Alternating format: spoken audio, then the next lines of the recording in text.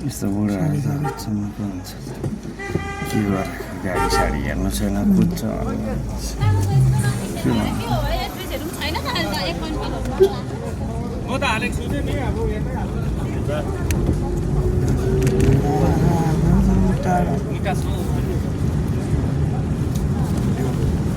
आलु र मुला पहिल्यै गएछ खोर्सानी बारी भित्रै बारेर टमाटर चाहिँ रिसले बसेछ आफ्नै गाला रातै पारेर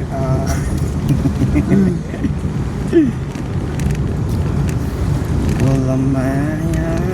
हृदय खोलेर हिजो डान्स गर्दै आइदिँदै थिएँ गाडीमा यही गीतमा कि हेर्दा हाँसिदिँदै रहेछ साइकलबाट त्यो सिधा म बजारबाट आएँ नि त त्यो नानीहरू स्कुलको नानीहरू डुङ डुङ गर्दै आउँदै थियो नि त बोला माया भन्ने गीतमा कि डान्स गरिदिँदै थियो गाडी कुदाउँदै हाँसिदिँदै थियो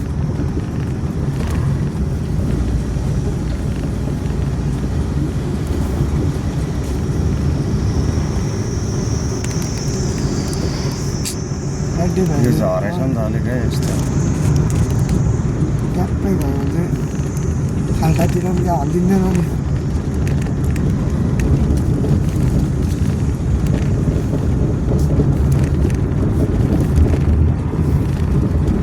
कसैले जबरजस्ती तान्ने ट्राई गरेर होला है नजानेर क्या व्यागनरको टायर ठुलो हुन्छ दादा कि एउटै हो अलिकति ठुलो होला त्यसको के एउटै हो उयसको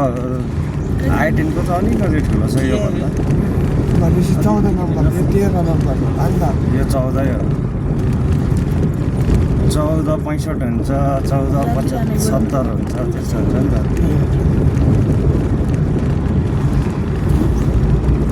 रिम त एउटै त होला होइन त्यस्तो लाग्यो होइन अलिकति सानो त्यो रिमले गर्दा त टायरको नाप हुन्छ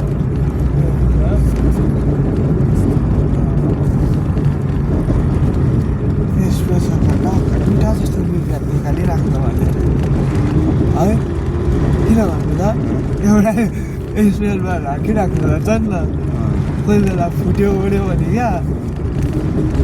नत्र चारटै निकालिदिन्छु कुन दिन जुनतिर आउँदा होइन चारवटा निकाल्दै राख्यो होइन एउटा निकाल्नुपर्छ त्यो बुढोको गाडी पनि त एक्सप्रेस है होइन कुन चाहिँ बुढो त्यो हाम्रो बुढोको गाडी त्यो यहाँको गाडी होइन होइन त्यो त के यो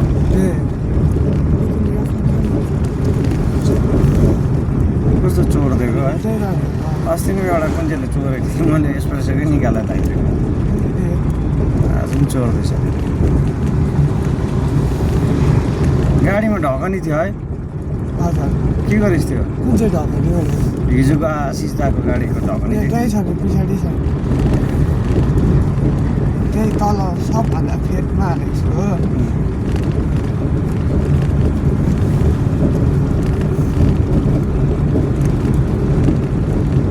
क्यामेरा सेटिस रहेछ दादा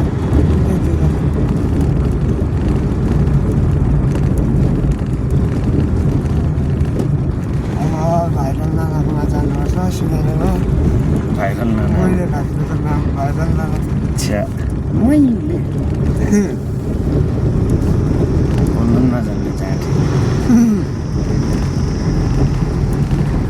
भाषा चाहिँ दामी लाग्दिन्छ त्यो नाना त्यो छ अझै अर्को नाना खस्नु भयो नि उसको पो हँसाइ त्यो बहिनी चाहिँ के भएर खस्यो टिकेटीले जहिले मोजा लगाइरहेको हुन्छ टिकेटीको खुट्टा कस्तो छ होला चप्पलमा किन लाग्छ खालको चप्पल मोजा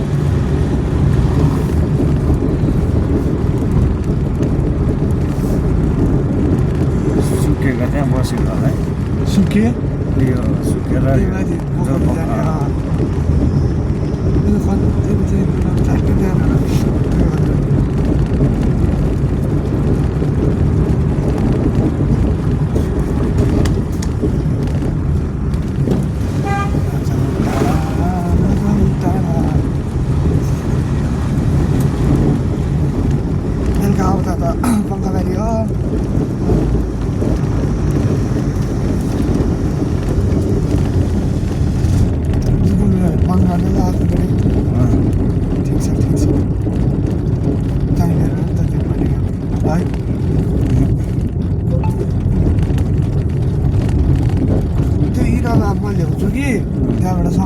भाइमाहरूसँग ल फेरि तपाईँको गाडी थियो सफा राख्नुपर्छ गाडी चाहिँ अब।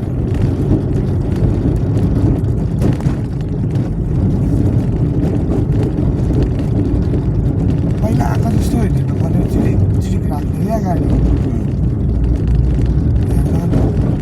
लाग्छ छुँदा मैला लाग्छ कि भन्ने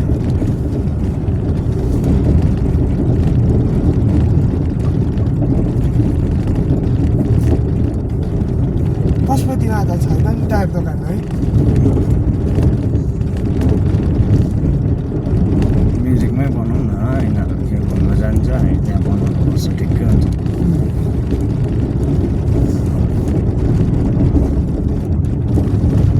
ट्युब हाल्नुपर्छ त्यसमा ट्युब हालेर त्यसलाई चाहिँ लाउनुपर्छ यहाँनिर हो त्यहाँदेखि यो ट्युब चाहिँ घर बोकेर लानु छ लाबरहरू काम लाग्छ अन्त त्यो उयो चाहिँ के अरे यो लगाइराखेको चाहिँ खोल्नुपर्छ तल गरममा त पड्किन डर हुन्छ त्यो उयो भएको छ कि साइडबाट काटेको छ कि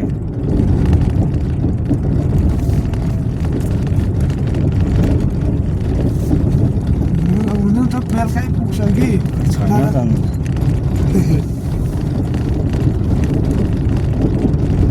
आज कोटा पुग्यो होला नि त तिनीहरू त्यही भएर हट्ने गर्दा है अभिषेक चाहिँ गइसकेको थियो अरे हो हजुर अभिषेकलाई कसले फोन गर्यो भन्दै थियो के गएछ भनेर मिरिकमा यहाँ कि मिरिकमा भनेको यहीहरू त छ होला यहीहरू थियो भर्खर म गएर सुमाएँ त भन्दै थियो ए सिमानामै आएको थियो होला नि त पोइन्टमै निक्लेछ यहीहरू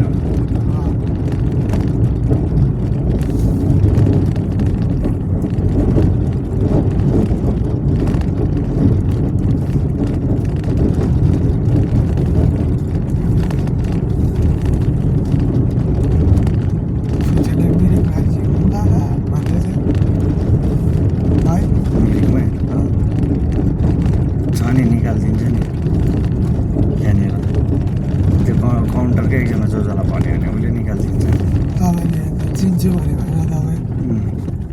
त्यो अस्ति एउटा भाइहरू मागेको थियो हो हजुर काउन्टरको एकजना जोजो छ कि उसलाई भन्यो भने हुन्छ नि उसले निकालिदिन्छ उसले पनि खान्छ ए त्यहाँ एकजना चाहिँ छ उसले चाहिँ खान्छ अरूले खाँदैन अरूले खट्टी खान्छ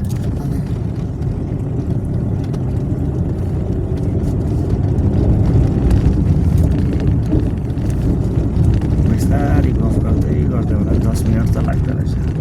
यहाँसम्म आइपुग्दा